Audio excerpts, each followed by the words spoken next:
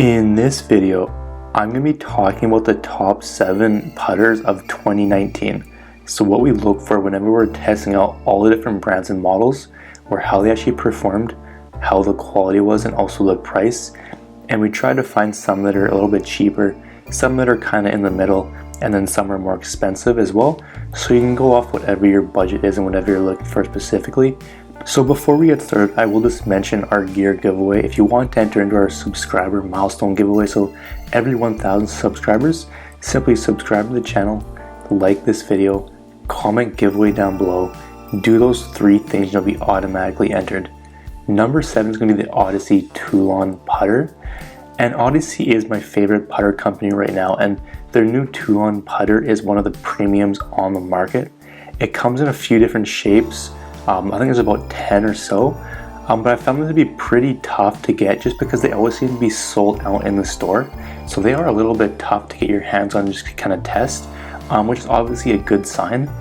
They also use the new Stroke Lab shaft, which if you've ever used the new Stroke Lab putters by Odyssey as well, they use the same shaft, which is one of my favorites, and it's been a big improvement in this year's models. And I have noticed that my longer putts have been much more consistent with distance control and overall accuracy, just because it feels much more balanced. They've kind of taken they've taken the weight out of the shaft a little bit, so you have more weight on the handle and also on the head. So just the overall balance is much more it's much more balanced. It feels a lot more comfortable, and consistency has improved with it for me personally. Pros: it's not too firm and not too soft, so it's kind of the perfect medium. The feel and balance of this putter was awesome. Odyssey makes some of the smoother rolling putters for me personally. Cons: the one main reason I didn't have it in my top 2 is that it is really expensive. I also didn't find it to be as forgiving as my top 2 picks. I'm not saying it's bad, but it just wasn't quite there. It was really close, but the performance that I got from my top 2 were slightly better. And they're also a little bit cheaper as well, and that's kind of why they're ranked in my top 2 and this one isn't. But overall, it is a really solid putter if you do want a premium version. Number 6 is going to be the Wilson Staff Infinite putter, and if you are looking for a forgiving putter that's not going to break the bank, then this could be perfect for you. This is my second favorite putter under $100, and the reason it's number 2 is that it's a bit too firm for my liking. A lot of people do like that, but I prefer something that's kind of middle or even a little bit softer than medium. The grip on it was surprisingly nice for an inexpensive putter. It was actually better than a lot of the more expensive ones, which is pretty cool. But I didn't find it to be as comfortable as the Super Stroke I'm used to. It was a little bit less comfortable, I personally found, but overall, it was really solid. Pros: the price point is great on it. I found it to be easy to align and start my ball on the right line, which is huge.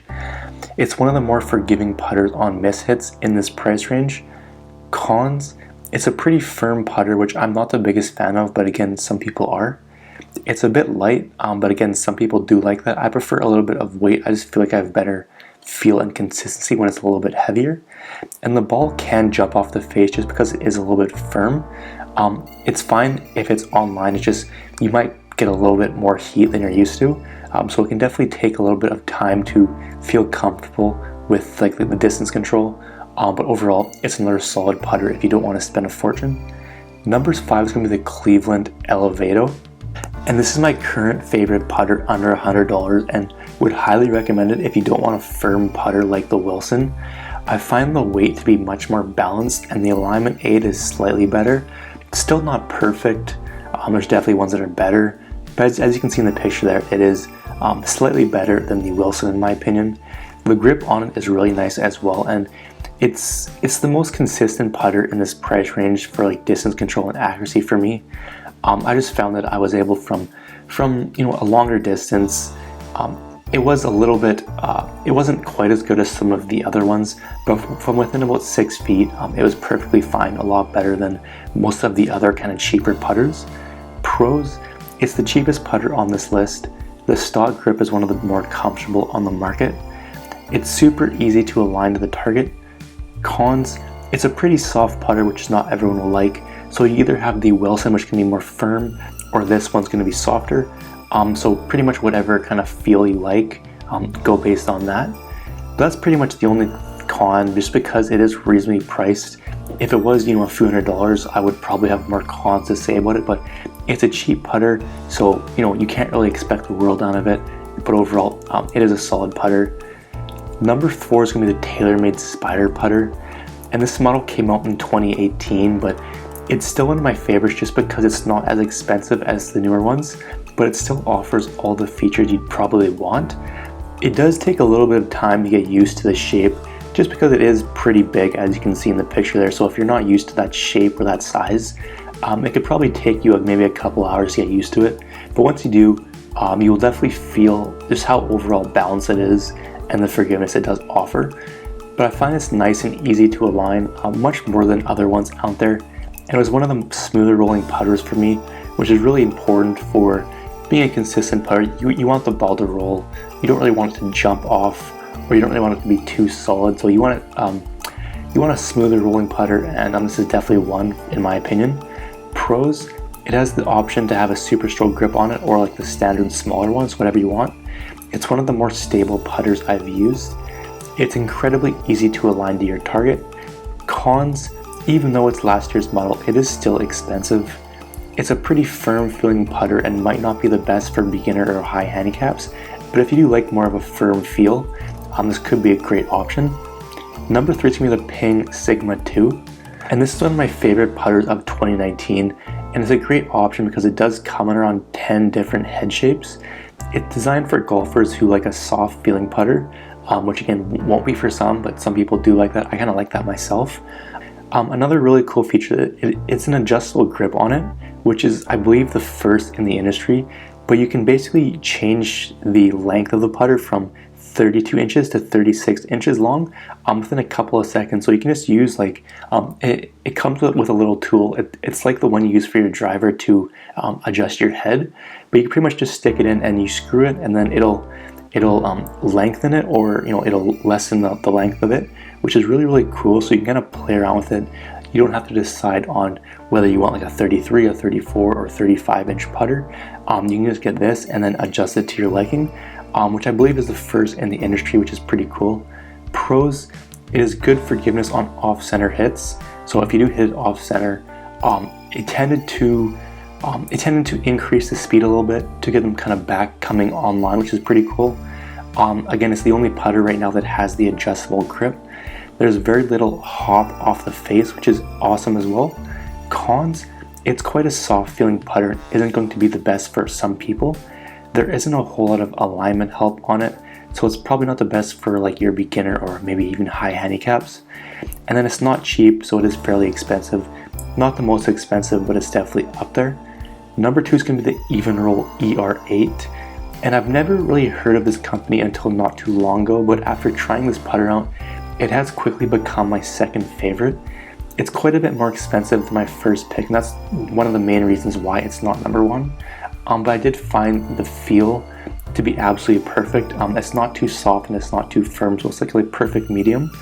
It was one of the more forgiving putters on mishits as well, and it is designed to get the ball to roll back on the right line.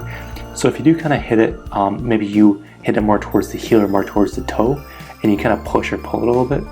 Basically, it's designed to speed up the putt to try to get it back online, which actually was more effective than I first thought it would be. Pros: it's not too firm and not too soft, so it's pretty perfect. It has really good distance control on it. It's good at speeding up off-center hits to get them back on the right line.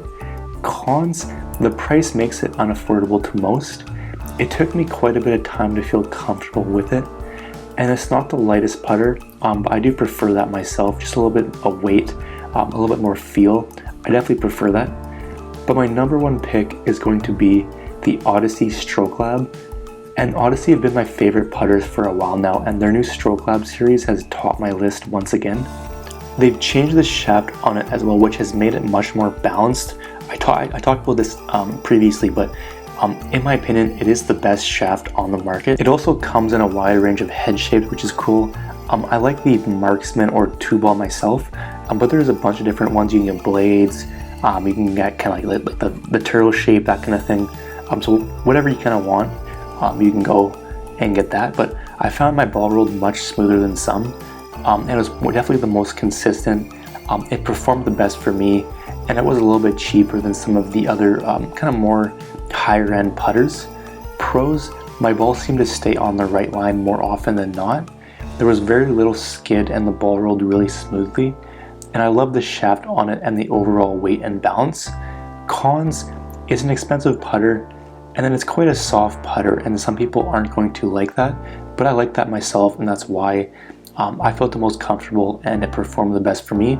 So this is going to be my favorite, but pretty much all 7 are going to be great options. So just kind of go based on whatever your budget is and whatever you're looking for in a soft or kind of a more of a firm putter. But if you would like to see more images or more reviews or get any of these for the lowest price available, click the link in the description down below.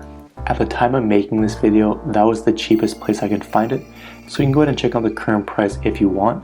And if you have any questions, leave a comment down below. I'll get back to you as soon as I can. And if you haven't already watched and commented on our latest video, click the video card to the left and get yourself another entry into our golf giveaway.